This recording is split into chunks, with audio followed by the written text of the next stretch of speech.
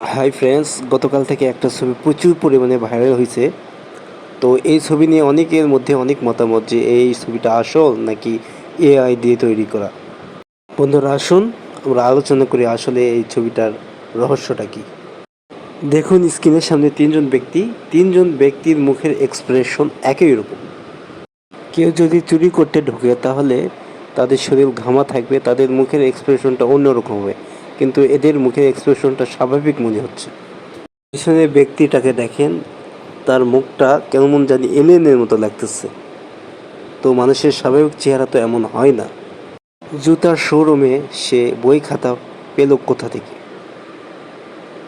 তারপর কালো টুপিওয়ালা ব্যক্তিটাকে দেখুন, তার হাতের দিকে লক্ষ্য করুন, তার হাতের আঙ্গুলগুলো যা ইচ্ছে তাই অবস্থা।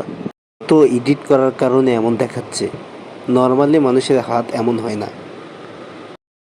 এই হাতের দিকে লক্ষ্য করুন, এই হাত কার? কোথা থেকে এই হাত আসলো? এই হাতের ব্যক্তি কই?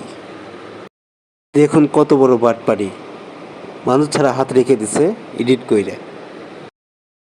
বামে কালো টুপিওয়ালা ব্যক্তিটাকে দেখুন, তার এক পা আছে আর এক পা নেই, আরেক পা কই গেল? তো বন্ধুরা, এই ছিল আমার ভিডিও। আসলে এডিটর আমাদের চোখটাকে ফাঁকি দিতে চেয়েছিল কিন্তু পারে নাই, শেষমেশ সে ধরা খেয়েছে আমাদের কাছে। আসলে বন্ধুরা, এটা একটা ফ্যাক্ট ছবি। বন্ধুরা, আমি বলছি না যে চুরি ডাকাতি হয় নাই, কিন্তু এইটা যে ফ্যাক্ট এটা আমি শিওর। ফিলিস্তিনের উপর আক্রমণের প্রতিবাদে বাংলাদেশে অনেক জায়গায় আন্দোলন করেছে যুবক ছেলেরা, কিন্তু অনেক জায়গায় দেখা যায় অপ্রীতিকর কিছু ঘটনা ঘটেছে। দোকানপাট ভাঙচুর, লুট করা হয়েছে। তা বাঙালি হিসেবে আমাদের এটা মোটেই কাম্য নয়। পরিশেষে আমি বলতে চাই, জাতির সামনে এসব ফ্যাক নিউজ প্রচার করে জাতিকে বিভ্রান্তির মধ্যে না ফেলে যৌক্তিক পদ্ধতিতে আমরা ফিলিস্তিনের উপর হামলার প্রতিবাদ জানাই। আমার ভিডিওটি শেষ পর্যন্ত দেখার জন্য আপনাদেরকে ধন্যবাদ।